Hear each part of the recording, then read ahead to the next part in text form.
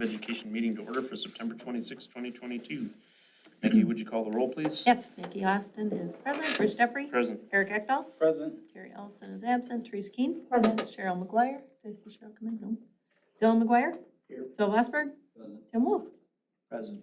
Okay, we have a quorum. We are in session. I entertain a motion to approve the agenda for this evening.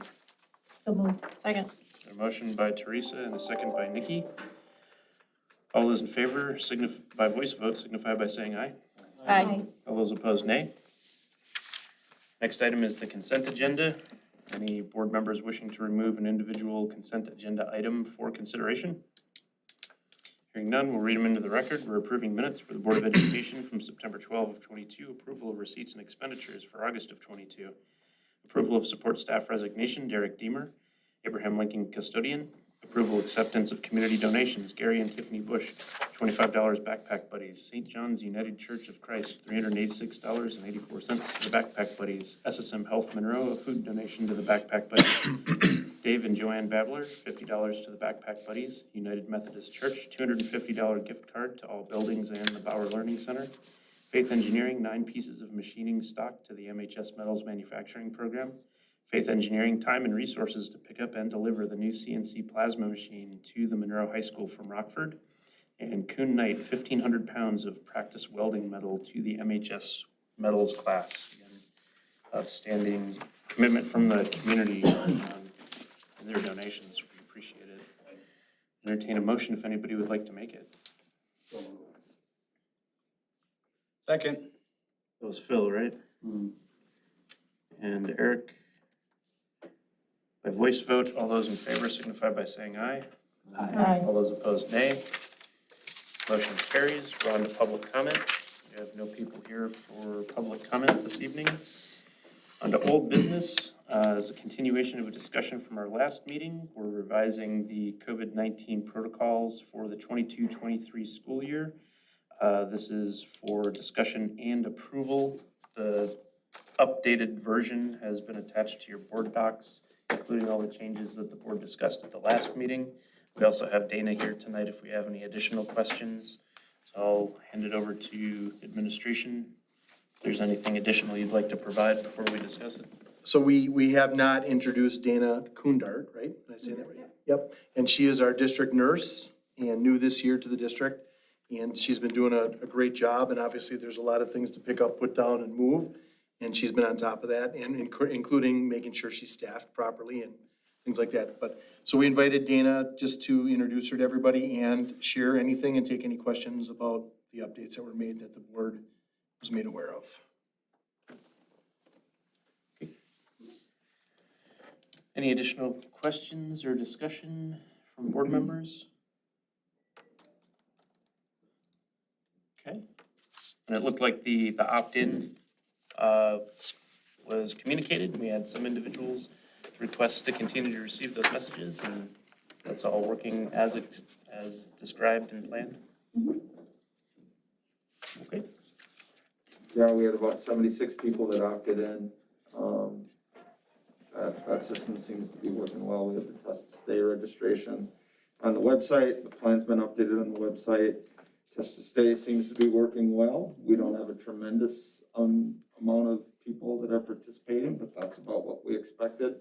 The system works well. We get real-time alerts day or night if someone is registering to participate, and Dana's done a great job to work with her team to make sure that those folks are available in each of the schools every morning to provide support as necessary. So far, so good. Great. Going well in the school. Test to stay in the schools is going really well. Awesome. Good. Okay. All right. Any additional questions or conversation? Hearing none, I'd entertain a motion if somebody would like to make it. So moved. A second. Got a motion by Nikki and a second by Teresa to approve the COVID-19 protocol revisions for the 22 through 23 school year. This is a voice vote. All those in favor signify by saying aye. Aye. All those opposed, nay. Motion carries. We're on to new business. So we're going to have a report on our continuous school improvement steps tonight. So I think we're going to hand that over to Todd and Joe. All right. Presentation is in our board docs too, right? Yes, it Okay. is, yep. So thanks for giving us some time to talk a little bit about our goals and priority areas for the 22-23 school year. This is obviously something that's incredibly important to our district, something that Todd, myself, our administrative team as a whole, and the leadership teams in the buildings have spent a lot of time on. We had a PLC leadership cabinet meeting tonight, had a lot of good discussions. So our hope tonight is to give you some broad strokes of what we're doing and what we hope to see as the outcomes as we move forward, and then give you all an opportunity to ask questions as we go through it. There you go. So just quickly as a review of what we've been doing over the last several years, and more specifically last year, you all are aware that we've been engaged in the school improvement process that's primarily been driven by the PLC framework. We feel really good about that work and are excited about the process that we've taken. It's been a lot of work, and basically we've been focusing on developing the pieces of the framework that are going to allow us to fully implement a data-driven process that's unlike anything we've ever been able to do in this district. Last year, we focused on 3 areas primarily in order to make sure that we were ready to go. One was to make sure that all of our common formative assessments were developed and in place. We did that. We worked hard to identify and start working with our mastery management system, Mastery Connect, which is up and running. And then we started implementing GRT, or Guaranteed Recovery Time, which is basically the practice of all regular teachers identifying kids that aren't at proficiency or where they need to be in order to move forward in the learning, and providing extra time and support to make sure that all kids get what they need at that point. We did all of that. We met all of our goals. We established timelines. All the buildings were amazing in terms of continuing to do this work despite all the challenges that we endured last year. And as a result, it's put us in a position to effectively start doing the work that we've been dreaming about doing for about the last 7 years. And we're going to talk more specifically about what that means and what that looks like. And so we'll start by talking about what we came up with for the goal for the 22-23 school year. And Todd, feel free to jump in as I start talking about this. So basically what we wanted to, where last year we had a goal that identified, here's 3 things that the professionals need to do that we needed to execute and put in place in order to make sure that the system was working. Well, we've done that. And now we can essentially hit the start button on this process and start doing the work. And what we're hoping to see are some student outcomes as a result of that work. And what we've come up with is that our district believes that all students have the ability to learn and grow at high levels. To this end, we're going to engage in the practices and establish systems that will accomplish the following. Basically, we're going to use Mastery Connect to look at all of our students across all grade levels and make a determination of what percentage of students are reaching proficiency on all power standards in ELA and math. And our goal is that at least 80% of the students will reach proficiency on all power standards for ELA and math. Now you'll see in red underneath, we wanted to give you a little bit of baseline data. The reality is we don't have true baseline data for this goal because we haven't had this system in place previously. So what we did is we used the Ford proficiency rates in order to give you an idea of where we stand. Please know that that's not really an apples to apples comparison, but at least gives you an idea of where we currently stand. And so effectively what we're trying to do is double the performance as it's currently stands with the forward percentages. Those of you that have been around for a while and have paid attention to what our proficiency rates have been in the forward know that those rates are a little bit lower as a result of COVID. They came down a little bit, but that's where we currently stand. And we wanted to establish a stretch goal that really puts us in a position to say we're making significant gains as a result of this work. And we should expect to see significant gains based on the work that we're doing. The second goal there is that by the end of the school year, we're going to have at least 50% of the students in our aggregated target group. And that group is made up of our 4 groups: economically disadvantaged, ELL, non-white, and special ed. And that 50% of the students in those groups will reach proficiency on all power standards in ELA and math. And again, you can see the forward proficiency rates as they stand. Again, that's effectively looking to double what we've been doing previously. we've received a lot of feedback on this goal. I think a lot of it's been good. I think some people have said, whoa, that's a lot to ask, that's a heavy lift. And then there are some people who have said, why isn't the goal 100%? And our response for that is basically, that's absolutely what we're shooting for, but we're trying to provide a goal that forces us to do things differently, that results in us taking huge steps forward. And if we can hit this 80-50 goal, then we'll talk about going to 100. If we get to 80-50, that's pretty significant, and we believe that we can get there. Todd, what did I miss? Yeah, I was just gonna say that, Joe recapped the work we did last year. In addition to the things that he outlined in the springtime, we did power standards and learning targets. So we had ELA and math teachers come together, narrow the focus down to select power standards and targets for both ELA and math, and then align that vertically, K-12, so that we had that system in place, which is where we came up with, the 80%, 50% is just around those power standards and learning targets. So it's not everything that's taught, it's a narrow set of targets that each course subject area is focused on. So that's a good segue into priority area A. Todd, do you want to talk a little bit about the teaching assessing cycle and all the work? And this is really getting into the nuts and bolts of what a PLC framework is all about. Yeah, this visual really captures all the components that we put in place last school year that will allow our teachers to do this work. So you can see on the graphic that, at the top, it's that power standards and learning targets, which I just referenced. So it's that narrow focused list of learning outcomes. And then obviously it's the instructional part, and it's monitoring the learning through the use of CFAs or common formative assessments that measure the learning the same way. So for example, first grade across 3 buildings are using the same assessment and measuring the success criteria the same way.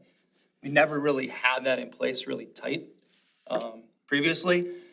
And then obviously we're using Mastery Connect to input the data, organize the data by target, by student, to be able to look at the data, analyze it, and then drive our next steps in learning.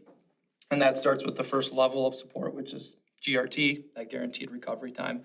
And then at some point in that learning cycle, teachers obviously move on to the next unit. And there's some next steps that they can access for kids to get support if needed. And that's through those tier 2, tier 3 systems of support. So this visual just really captures all the different components that teachers, when they work in their collaborative teams, are using to drive their teaching and assessing cycle. Yeah, yep. This is a visual of Mastery Connect. Joe referenced it. This tool we implemented last year, provided teachers opportunities to get in, start to play around with this tool. And again, what this does is allows us to look at student by target, so we can see how kids are performing on our learning targets, those power standards and learning targets that we've selected. The visual on the left is a snapshot of what we can see at the district level, and we can break it down by building, and then all the way down by grade level, and then all the way down to the classroom level. And then teachers on the right are using what we call trackers. That's where they're inputting the data. They're able to build assessments, use assessment reports to analyze the data to then drive their instruction and what the next steps are. So it's a tool that is going to allow us to do the monitoring this year of those power standards and learning targets as we look at that 80% and 50% goal. So this represents really kind of the evolution of what we've seen in education, certainly in this district. Historically, what used to happen is we used to teach, and we'd hope that kids got it, right? That they learned what we were teaching, and then we'd move forward. Then from there, we moved on to, all right, we're gonna teach, we're gonna assess kids and determine if maybe 70% or 80% of the kids got it. If that was the case, then we're saying, all right, we're doing a pretty good job. Those 20 to 30% of kids that didn't get it, we'd put you in a tiered intervention and you'd get that support going forward. Where we're at now is, and what's represented here is, we're getting down to that student level data. This level of specificity is unlike anything that we've done, because what it does is it puts our data teams in a position to identify kids that need more, provide them the additional support in real time, make sure they're getting what they need, so we can take them from where they're at to where they need to be, so they're achieving proficiency on those power standards and the associated learning targets. We've never had that level of data before. The challenge is this is a new skill. This is a new muscle that needs to be built over time. And so teams are working through this, trying to figure out how to navigate this process. I think they're doing a pretty good job. Certainly last year we built in opportunities to practice this process. But ultimately what we're seeing is with those teams that have done this for a while, they're turning all the kids on their list green. And that's not an overstatement. The kids are getting there. Now, certainly there's some kids that have some specific needs that we need to remediate in other ways, and we'll talk about that in a minute. But this process works. It's worked in other districts and it's worked in our district. And if we implement this effectively, we're incredibly optimistic about the results that we're gonna get. So let's pause right there. Are we making sense in terms of what we're talking about? Sometimes we get pretty excited about it and we don't stop to check in and say, does this make sense? I just have a question. Sure, please, Phil. On the right-hand screen, are the headers across the top, or those each unit then? Those are the standards. So each standard has a code. This is a math tracker, so there's number sense, or the state standards we use have letters that represent the domains and then numbers that represent like substandards. So that's what you're seeing there, Phil, across the top is the standards that we're measuring. And there's a lot of data within the system, so what we would have liked to have done is just pulled up the system and played around with it to show you. Number one, we don't have time for that. Number two, there's obviously a lot of student-sensitive data in there. But if you hover on any of those headings, you'll get that information, and then you can break it down and generate reports. And it's a wealth of data that can be used to make decisions about how teachers are going to respond with their instruction the following day. Tim, were you gonna ask a question? Yeah, so, I mean, the examples here, I guess are just examples. So this is across the entire district, middle school, high school as well? Yeah, we're obviously scaling this, K-12. So all buildings, all levels have these trackers that have data that are measuring how kids are performing on their power standards and learning targets. Yep. It gets a little tricky at the kindergarten first level, right? Because the skills are so discrete and there's a lot happening, but there's data across the board and our teachers are doing a good job. Go ahead, Nikki. And remind me, this was an added step. We aren't keying in here instead of something else, right? So is it getting easier for them and everybody's getting on board and it's feeling? Certainly a challenge we still Yep. face with Yep. systems we use because we have Skyward as a student informational system, and that's where our grade reporting happens. And then we also have Schoology as a learning management system. So we're navigating multiple systems, but what we're focused on is putting our data on our power standards and learning targets in here and helping staff understand the importance that we have this system built K-12. And everybody's putting that key data into this. So I remember asking that question before, Yes. is this a matter of keying, but they really have to be the ones doing this. So aren't we also researching something that brings them all together so they key and it goes where it needs to versus, and maybe that's a next year thing? I just remember hearing. Yeah, I something mean, that's certainly making it it's easier. something that we're gonna be looking at this year and evaluating is there a more efficient way that we can be using these different systems? Or is there one system that better captures all of this in one place so we don't have to have multiple entries? Because obviously we don't want, Right. for efficiency reasons and time, it's limited, so we don't want teachers doing it 2 or 3 different times. So we're working through that, but we really like this system because it's scaled K-12 and it's really focused on measuring those power standards and learning targets. Do you envision at any point in the future, parents having access to their students' Mastery Connect data?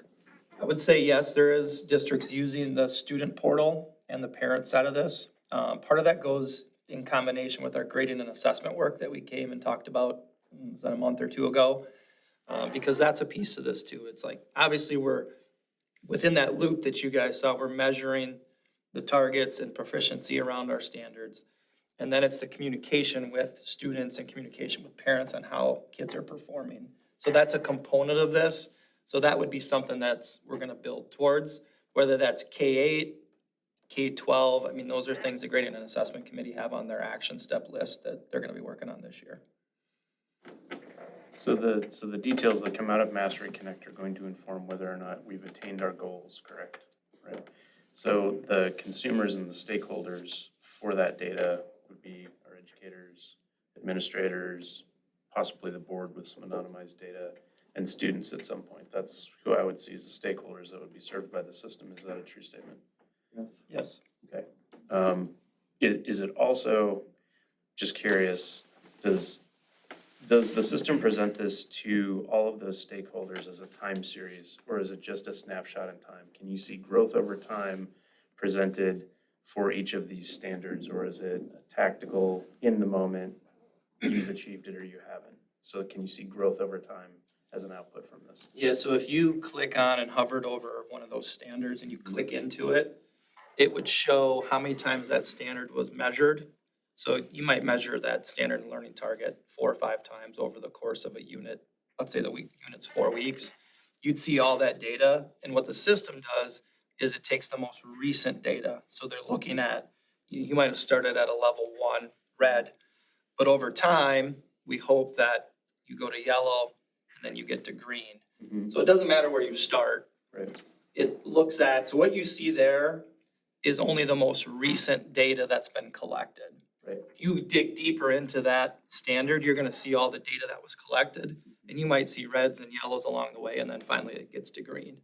So the system's set up to show us what does the kid know most recently Mhm. on that target, not, an average of their, and that gets into that grading and assessment piece too. But it is focused on growth and what's the most current data that we have on that kid related to that target. So if you need to project whether or not or how close you're gonna get to your goal of 80% and 50% proficiency, you're gonna have to look at the data and pull it into a separate system and project that line. Does Mastery Connect help you determine that so that you can identify?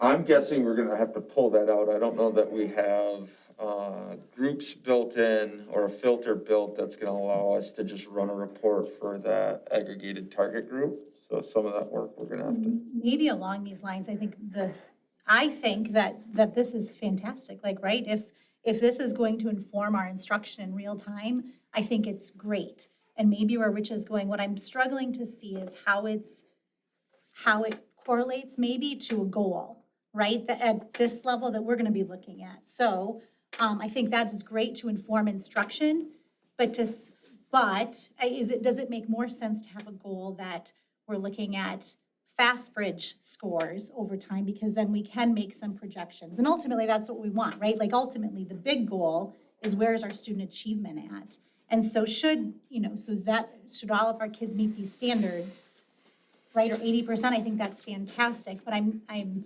struggling to see how that correlates to either like a valid, reliable data, a measurable data piece that So, we can look at across time.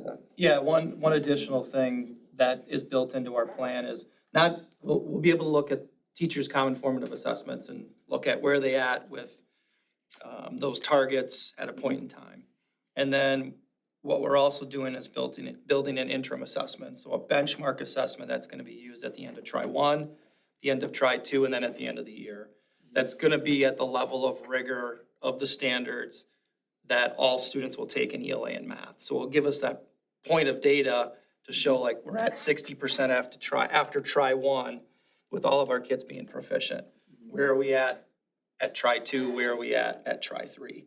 So as part of our plan, I don't know if that fully answers your question, but we do have a benchmark assessment that will be controlled at the district level that I'm working with reading and math teachers on to build out these assessments that provides us, I guess, that data to give us where we at and related to those 80 and 50% Would goals. that be instead of the benchmark data we're currently using? No, in addition. How come? Just curious. Why would we add addition? If we're already doing some benchmarking, why would we do it in addition to? I think, well, we've got a couple different purposes. I think we've got our benchmark screening data that Joe talked about. That's how we identify our kids that need tier 3 services. Certainly we can use that to measure growth over time as well. But we really wanted something that was really focused on these power standards and learning targets because that's our work. Yeah, that's That, to me, that's the answer to the question, is that we've narrowed our focus to specific power standards and learning targets, and we're trying to make a determination as to whether or not the work we're doing is effective relative to those power standards. I think your question, Teresa, is how do we know we're gonna make that leap from this practice with our narrowed focus on our power standards and learning targets, and is it gonna translate to success on FastBridge, on Ford, on ACT? Is that accurate? Right, right? Yeah. Like we should have some kind of Yep. comparative. So if we're doing good here, how does that look? How do my daughter's in fourth grade, how do our fourth graders look compared to the fourth graders that are somewhere else and across the state, right? Like, yes, so how do I we would get say that information? Absolutely, that's great thinking. Here was our mindset in developing this, is that this has been about a series of proximal goals and empowering our staff, right?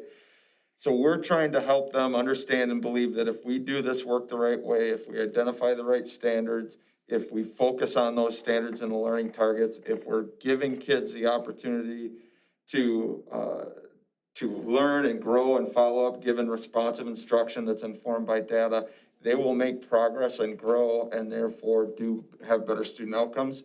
So the idea is not that we're ignoring those, but we want to demonstrate to the staff and hopefully to the board as well that if we're doing this the right way, it's going to lead to positive outcomes related to our power standards. And then the next link, so the next step would be, does that translate? Can we correlate those outcomes to FastBridge, ACT, Ford? So I think that's a great question, Teresa, but in our minds it was, we need to give these guys something they can control. Because so much of education is about, we're teaching our butts off, and then we throw them in for those things, and you know this, you throw them in for those tests, and all you're doing is this. You're hoping that those kids, this is gonna show them that their hard work makes a difference. And this is about investment and buy-in, and we believe, with all of our hearts, we believe that if we do this work the right way, we're gonna see those outcomes shoot up within Ford and ACT. So I think that's what I would say, long way of getting to, I think that's our next goal. I think we gotta demonstrate within the district that we can do this. And then once we see that, let's take a look at how that impacted some of those standardized assessments and start linking in some of those outcomes for future goals. Yeah, and my comments were mostly, I think this is great. It's a tactical, what I would consider a tactical dashboard. So you've got an educator coming in each day and they're going, okay, where are the kids, where are the kiddos that need my help and what do they need the help on? So they're gonna be working towards progressing that proficiency until the boxes are green and the kids are proficient, and the outcome to that eventually will be higher achievement for our kids. My question was from a strategic view, so taking a step back for you guys in your planning purposes, even to begin to align to the attainability of your 80 and 50, as data is populated in here, if it's represented across a time series, you're gonna begin to see some trends. And they may be fits and starts, and you won't really know what that looks like until you've done this for a couple of years. But you could begin to project out, as an example, we've got fourth grade on this screen. You could begin to project out, What's our trend line? what's the trend line for fourth grade on proficiency? You can break it down by cohort, you could break it down by building, and you can begin to see those trends so that you can reallocate resources to try to make sure that those goals that you set are actually gonna happen, that they're really attainable, right? So that's kind of my question. Does this system provide that for you as kind of sort of a force multiplier? It makes that data actionable for you guys as administrators, versus it, at this point in time in its development, is it purely tactical? It's really just for our educators to say, okay, this is what it looks like today. This is where I'm focusing my energy today or this week, versus you guys are looking over months and years. Yeah, and my answer to that would be, I can't sit here and say I fully understand all the administrative reports that Mastery Connect offers. Todd's probably one of the, if not the most proficient with Mastery Connect in the district at this point. My guess is that I don't think it will provide those reports that you're talking about. I think we're gonna have to do some analysis on our end and pull that out, which we can certainly do. It's interesting, this is a version of the question that we got at the leadership cabinet today in terms of, the time that we're looking at these, a snapshot, is it in the aggregate or is it a point in time? And so I think all of these things are elements that we're gonna have to work out as we go through this year, but I think one thing is for sure is that we are going to be closely monitoring the percentage of proficiency over time as it relates to all of our grade levels in ELA and math, and charting that over time and getting a sense of whether or not we are trending in that direction or not. And if we're not, we need to identify the areas where we're struggling, and then it's about two things. It's about Todd and I providing support, but probably more powerful is identifying those grade levels or those teams that are having a lot of success and connecting them with those that maybe need a little bit of help. Because that's ultimately it comes down to what kind of analysis and response is happening to get kids to where they need to be. Other teachers are likely to have much better answers than what Todd and I will give them. Yeah, I would say tactical at this point, but I think there's some capabilities here for certainly us to look at data over time and be able to project and do some of those aim lines that you talk about. But we need to build the data set in the system first for us to be able to do that. I think right now it's giving this tool to teachers to be able to monitor the classroom level data, but then do some of the stuff that Joe talked about is we can look at 3 first grade teachers across one building and their data and have conversations, or 8 first grade teachers can look at the same assessment and look at data together as part of a PLC team. Right. And have conversations of what was effective in one building or one classroom and how do we model that in another one. So I think tactical right now, but we'll hope that the system, it's a fairly basic system, but I think it's got some capabilities that we can build. Yeah, I mean, I guess my personal opinion over time, I think that's where the real value will come from. Because if you can spot trends or best practices across our entire district and bring those teams together to try to create that same experience with fidelity across all our buildings, I think that's really valuable, so it's a good start. Great. All right, so I'll just take you back to this slide. So I don't know if you can't remember if there's a laser on this thing or not, but you'll see the box that says systems of support underneath it. So basically you go through the teaching assessing cycle, and you get to that point and there's still a handful of students that are still struggling. We need to make sure that we pay attention to them. And that's what priority area B is all about. And essentially what we're doing with this area is we're gonna conduct a needs assessment. We're gonna take a hard look at what we currently have in place. We're gonna take a look at where we have gaps and then why we have those gaps, what resources might be lacking. And then we're gonna have some discussion around what we need to do in order to make sure that we get those gaps filled. I think we have a lot of great services in place. We've been using an RTI system for a long time, but I think we have to be honest and say that we don't have all of our holes plugged. We know that we have areas where interventions are not being provided and they need to be provided. And that's not because people don't care. It's often been because of whether it be budgetary constraints or staffing shortages or whatever it might be. The whole purpose of this is to be completely transparent and identify where we have needs that are not being met. And then we as an administrative team have a responsibility to identify how we're going to fill those gaps. Ultimately, as you have a team of educators that are working with kids, it's our responsibility to have answers to their questions. And if we have kids that aren't getting to proficiency and we identify something, whether it be due to academics or SEL, skill versus will, whatever it might be, we need to have a response. And if we don't have a response, then we need to develop something to address that. So ultimately, that's what it's going to be worked on by the administrative team and the leadership teams at each building. And ultimately, there's probably going to be some conversations that get to the board level where we talk to you all about what we found through that process and where we have needs that are currently not being met. Does that make sense? And ultimately, I think it comes down to us really stepping up and putting our money where our mouth is. If we say student achievement is job number one and our top priority, then we need to make sure that we have a comprehensive system that's meeting all the needs of our kids. And we just want to be absolutely clear about where we're getting the job done and where we're lacking. So that's what we're going to do. Within this work, there's a lot of different groups to look at. I just wanted to quickly reference special ed has been working incredibly hard. One of the areas that we identified that we needed to improve last year was the percentage of special ed kids that are being served in regular ed. And we created a goal last year, and it was called 80 and 80. And basically that means we wanted 8% of our special ed kids being served in the regular ed environment at least 80% of the time. You'll see here by the information that's provided, we went from 62% to, is it 62? Yeah, 62% to exactly 80%. If we were one kid less, we would have been under 80%.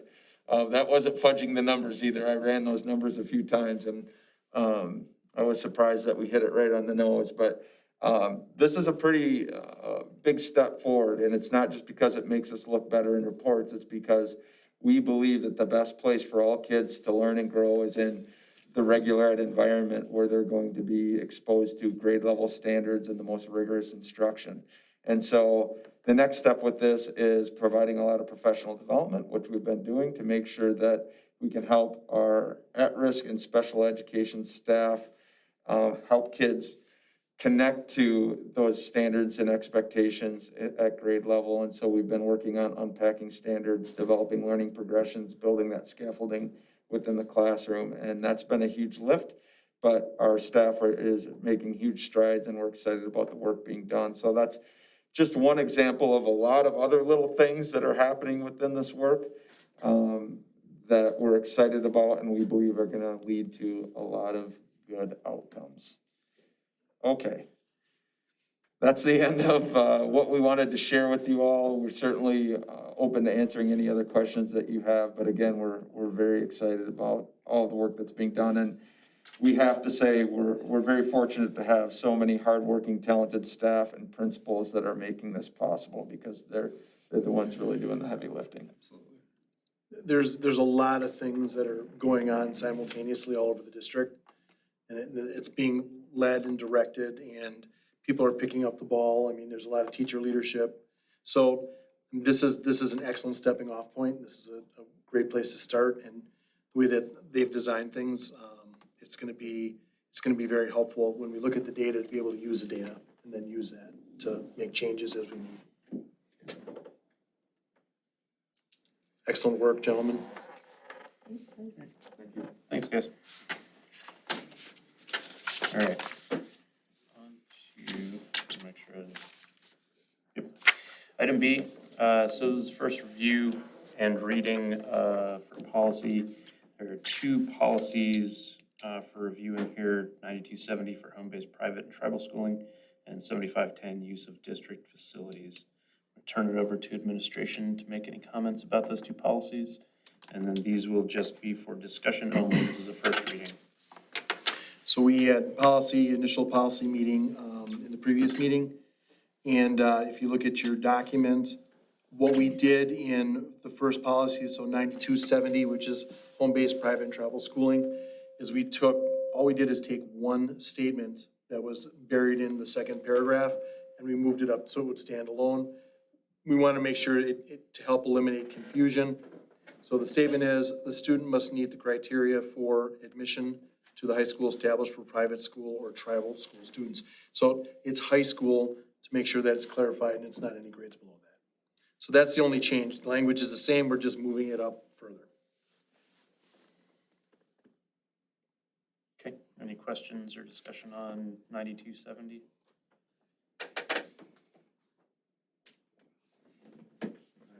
7510. 7510 in the policy, what we did is we're adding a statement. So this is for use of district facilities. So just a statement at the end, and I'm just going to read it. It's in blue on your copy.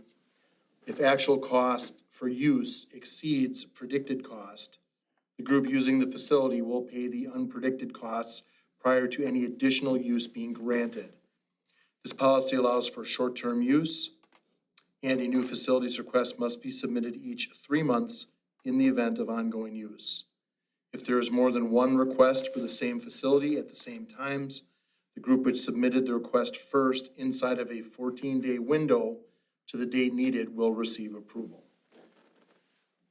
So there's a couple things happening. First, it's saying that if there's costs incurred that weren't covered in the request, they have to be covered by the group using it. So that the whatever event is happening is not being subsidized by the taxpayers. The second thing is every 3 months, it's short-term use only, so every 3 months, a group will need to reapply for that facility so that if there's other groups that want to use it, they'd have an opportunity. And we'd look at it, so 2 weeks before they'd want to have it would be that window, so that's when we'd want that application to come in. So if there's other groups that want to use it, for those same days or same times, they'd have to get inside that 14-day window, and the first one in would be the one that would get approval first if things checked out. Do you want that to read will receive preference or priority instead of approval? So it doesn't seem to folks to indicate that it will be approved if two are received, neither could be approved. That's correct. Yep. No, so we should make that language change, yep. Okay.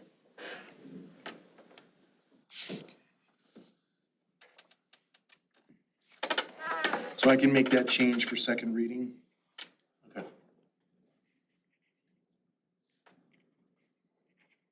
Priority, not approval, okay. Any other comments, questions for Fig on, what is this, 7510? Okay. Hearing none, this will come back for second reading at the next meeting and approval at that point.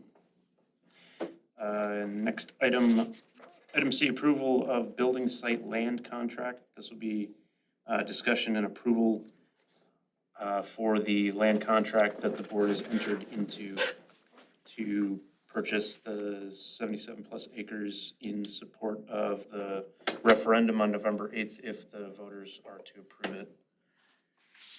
Turn that over to Fig. Any additional comments? It's something that we have to have approved prior to October 25th per our agreement, our purchase agreement. Everything is signed. All of the contingencies that were presented by the Board of Education's attorney were agreed to. Right now, we just need approval to go forward, and of course, the main contingency being the passage of the referendum. But there's other things that have to happen, as we've discussed. So there's a agricultural use study, there's wetlands delineation. We're gonna need to do some soil sampling and testing and things like that. So we also, there's any possible thing that we need to check is gonna be checked on the property. And that's all written within the contingencies. Nick, who is requiring the agricultural study? So the attorney had said that it's required, I believe, through the USDA or the, what is it in Wisconsin? It's the Trade and Consumer, Agriculture, Trade and Consumer Protection, I think is the group. So some of these things, what we're gonna need to do is we're gonna try to get this stuff set up so that in the event, if we do get a passage of the referendum, we don't try to schedule the test later. We're gonna try to get everything lined up so that those things can be started right away, because we don't know time-wise how long it's gonna take to get some of these things done, because we don't have control over those areas. Yes, we'd have it prepped so that we could start doing the test as soon after the election as possible versus waiting till after the election and then starting to look for somebody to do some of those things. So they won't actually be doing many of those things prior to the election, but so we don't incur the cost, but we'll have people identified and have identified all the areas that need to be done so that if we pass, we can do that as quickly as possible. Yeah, so Phil, I believe that is actually called agricultural impact study, is what has to be filed. So, and there's a form for it, so.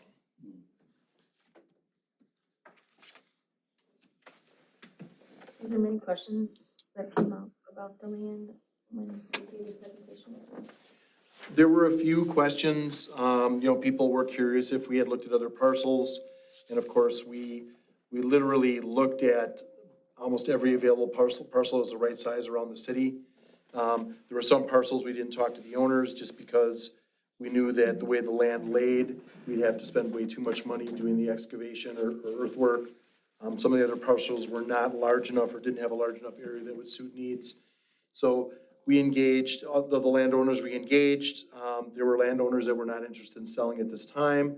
There were landowners that wanted more money than we would be able to pay or be willing to pay at this time for that property. And then we looked at the ones that were available, that were there, and that's where we negotiated. So did you have a specific question about that, Cheryl?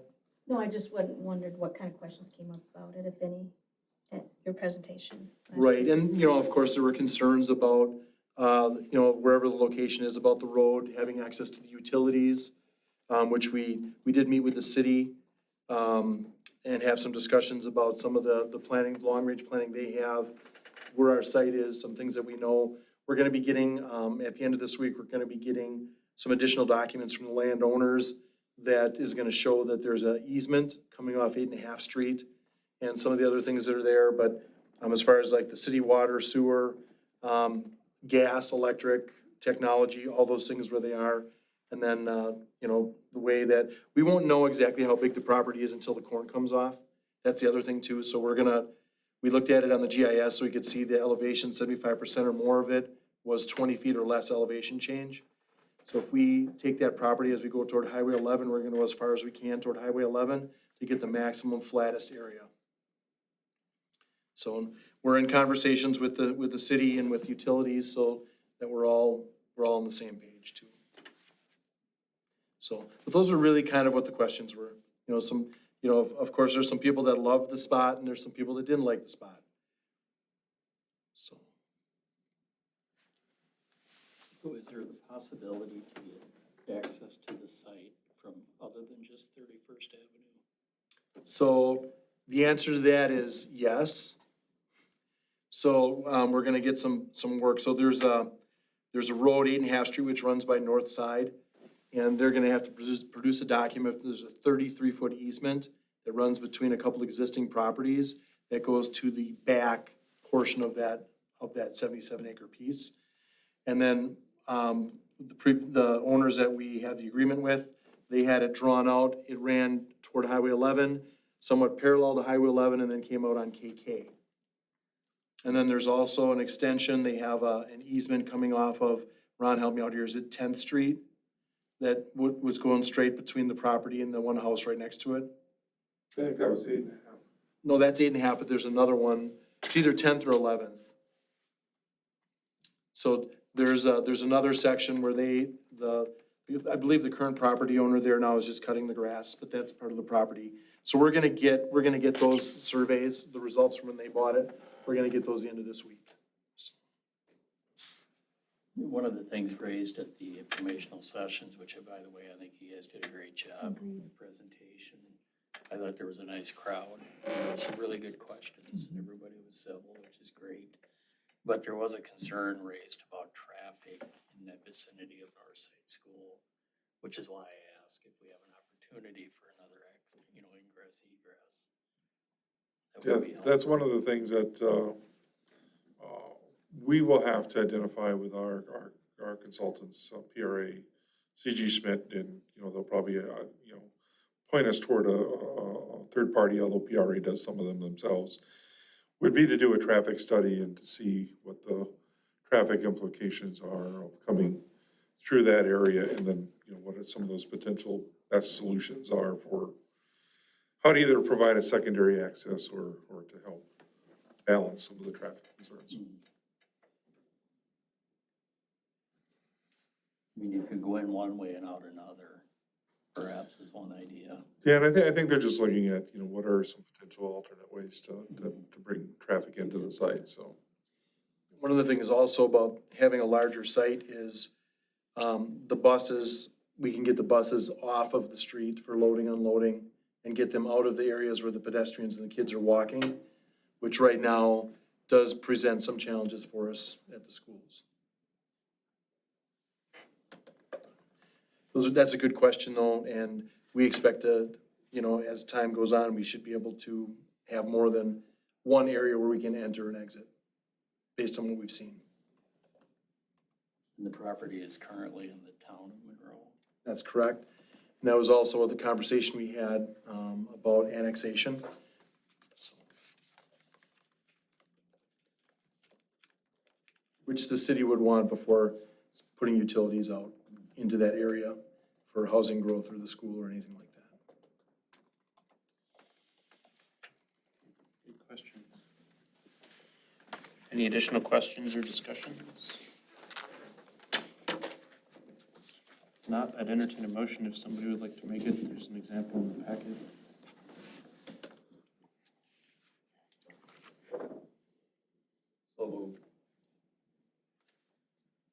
Second.